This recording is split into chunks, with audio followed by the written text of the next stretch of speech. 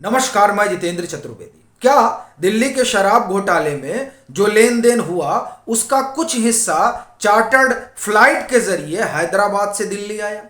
ये सवाल अपने आप में बहुत बड़ा है और चौंकाने वाला भी है। लेकिन ईडी की तरफ से जो खबरें आ रही हैं वो ये बता रही हैं कि इस मसले में आने वाले दिनों में कई बड़े और विस्फोटक खुलासे होने जा रहे हैं, जो न सिर्फ अरविंद केजरीवाल की सरकार बल्कि दक्षिण की राजनीति में भी उथल पुथल पैदा कर देगा। तब यह स्वाभाविक सवाल उठता है कि आखिर ये जो दिल्ली का शराब घोटाला है इसमें हुआ क्या है और किस तरह की बातें ईडी की तरफ से निकलकर सामने आ रही हैं। तो उस पर आए, लेकिन सबसे पहले उस खबर पर बात कर लेते हैं जिस खबर ने न सिर्फ अरविंद केजरीवाल की सरकार बल्कि तेलंगाना के सरकार की भी जड़ें हिला दी है। वो खबर आप भी सुनेंगे तो चौंक जाएंगे।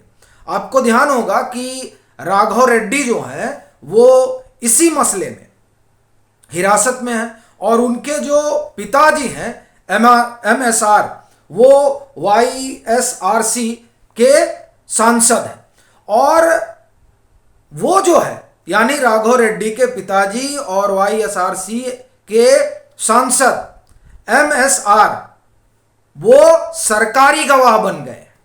और ये बहुत बड़ी खबर है दिल्ली के शराब घोटाले से जुड़े हुए मसले में।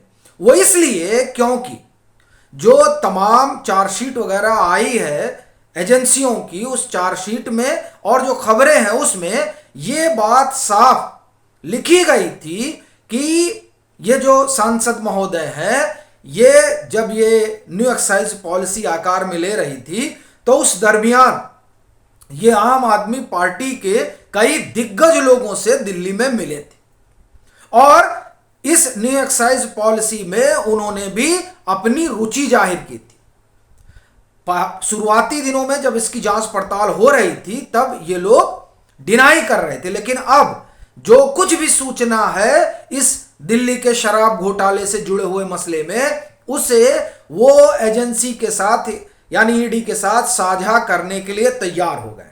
और इस लिहाज से आप देखा जाए तो ये शरत रेड्डी और दिनेश अरोरा के बाद एमएसआर हो गए जो सरकारी गवाह बन गए।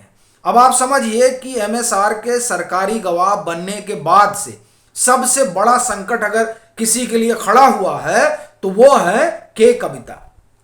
और ये खबर है कि अब संभवतः के कविता को हो सकता है कि ईडी जो है वो सम्मन करे। और ये खबर किसकी है? ये खबर है डेक्कन क्रॉनिकल की। ED question K Kavitha in Delhi liquor scam as YSRC MP turns approver. ये जो खबर है इस खबर ने खरमंडल मचा दिया है और बात यहीं खत्म नहीं हो जाती है। जो डेक्कन क्रॉनिकल ने खबर की है उसमें यह बताया है कि दरअसल ईडी इसमें और क्या क्या कर रही है। तो पहली चीज तो यह कि ये अप्रूवर बन गए हैं, इसलिए उधर के कविता का संकट बढ़ गया और इधर अरविंद केजरीवाल और उनकी सरकार का संकट बढ़ गया है। दूसरी चीज आप सुनिए, इसमें यह कहा गया है कि जो 20 लोगों को पिछले 2 हफ्तों में ईडी ने सम्मन किया है और ये वो लोग हैं जो पैसे का लेन देन हुआ है उस लेन देन से जुड़े हुए लोग हैं, जिन 20 लोगों को पिछले 2 हफ्तों में सम्मन किया गया है। इसमें कई तरह के चैनलों से पैसे गए हैं, यानी कई माध्यम से पैसे हैदराबाद से दिल्ली भेजे गए हैं।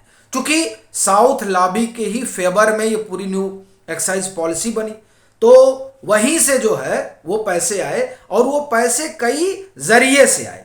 उसमें एक जो जरिया है जिस पर फोकस किया जा रहा है वो है चार्टर्ड फ्लाइट। मैं आपको इसे पढ़ के सुनाता हूं। Transaction of money from Hyderabad to Delhi through various channels including the suspected transportation of cash in chartered flights will be the focus of Enforcement Directorate investigation in this round. अब जो जांच चल रही है, देखिए मेन जांच यही चल रही है कि हैदराबाद से दिल्ली पैसा आया कैसे, यानी मनी ट्रेल चल रहा है। और उसी आप कहें कि मनी ट्रेल के मसले में जो पहली गिरफ्तारी हुई थी, वो जो न्यूज चैनल है उसका एकदम से नाम नहीं ध्यान आ रहा है, उसमें अरविंद सिंह को पकड़ा गया था जब सीबीआई ने उठाया था। उसके बाद आप देखिए दिनेश अरोड़ा को ईडी ने, बावजूद इसके कि वो सीबीआई के अप्रूवर बन गए थे, सरकारी गवाह बन गए थे, लेकिन इसके बाद में भी ईडी ने उन्हें उठाया। और जब ईडी ने उनको उठाया और पूछताछ की, और वो पूछताछ विशुद्ध रूप से वो जो ट्रांजैक्शन है उसी से जुड़ी हुई रही, तभी उनको हिरासत में लेने के बाद, यानी दिनेश अरोड़ा के हिरासत में आने के बाद ही कोई 57 करोड़ रुपए के आसपास की संपत्ति सीज की गई थी, जिसमें 7.5 करोड़ के आसपास की संपत्ति जो है वो मनीष सिसोदिया की रही, जिसे सीज किया गया था। बाद में इसे लेकर आम आदमी पार्टी ने कई तरह के बातें बताई कि नहीं ये सब ईडी जो है झूठ बोल रही, और तमाम तरह की चीजें।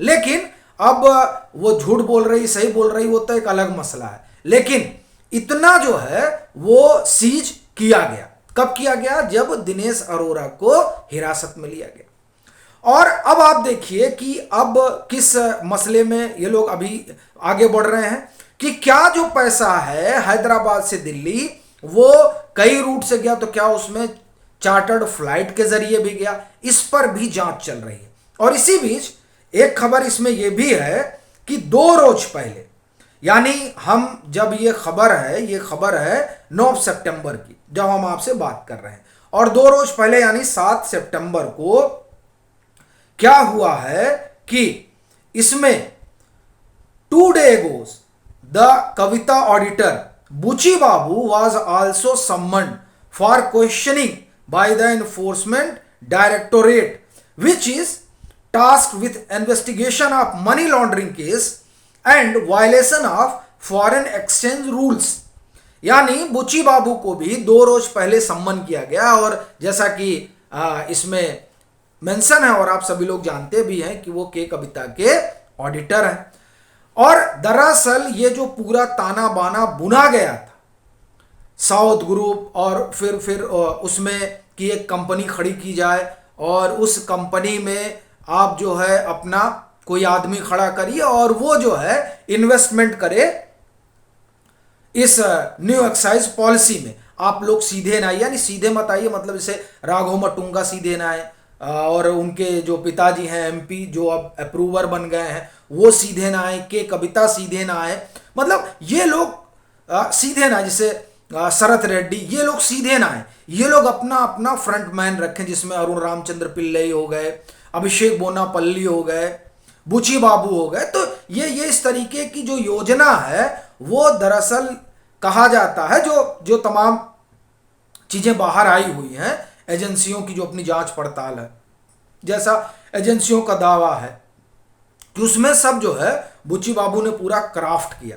और ये बात बुची बाबू ने ही बताई थी ईडी को कि जिन फोनों में, मतलब जिस फोन में इस बात की इंफॉर्मेशन रही कि पैसा कैसे रूट होके गया दिल्ली तक, वो फोन डिस्ट्रॉय कर दिए गए।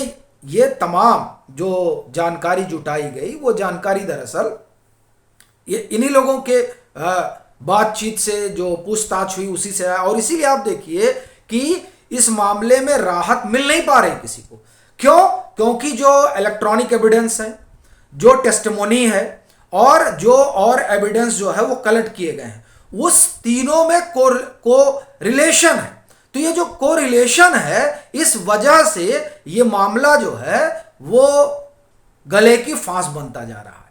अब देखिए बुची बाबू बुलाए गए हैं, वो क्या कहेंगे, बाकी जो 20 लोगों को सम्मन किया गया है उनसे क्या जानकारी निकलती है, फिर जो YSRC के MP हैं MCR मटुंगा एस रेड्डी, वो अप्रूवर बने हैं, वो क्या चीजें बताते हैं, चूंकि वो मिले थे जब न्यू एक्साइज पॉलिसी आकार में आ रही थी, तो दिल्ली में वो आपके दिग्गज लोगों से मिले थे और उन्होंने इंटरेस्ट जगाया था। तो और सिर्फ इंटरेस्ट ही क्या, वो तो उन 3-4 लोगों में शुमार हैं जिन्होंने समीर महेंद्रू की कंपनी में स्टेक होल्डिंग की और फिर दिल्ली के एक्साइज पॉलिसी में अपना इन्वेस्टमेंट किया। तो कायदे से तो अब सारी जानकारी जो है वो बाहर आएगी, और ये जो जानकारी बाहर आएगी इससे दिल्ली के साथ साथ तेलंगाना और आंध्र प्रदेश की सियासत में भी हलचल होगा, क्योंकि इसके तार बड़े दूर तक हैं। और हां, पंजाब तक भी इसकी गूंज सुनाई देगी। कैसे, इस पर भी हम लोग बात करेंगे। अभी के लिए फिलहाल इतना ही। अगर आप मतांतर से नहीं जुड़े हैं तो जुड़े, वीडियो को लाइक करें और खूब शेयर करें।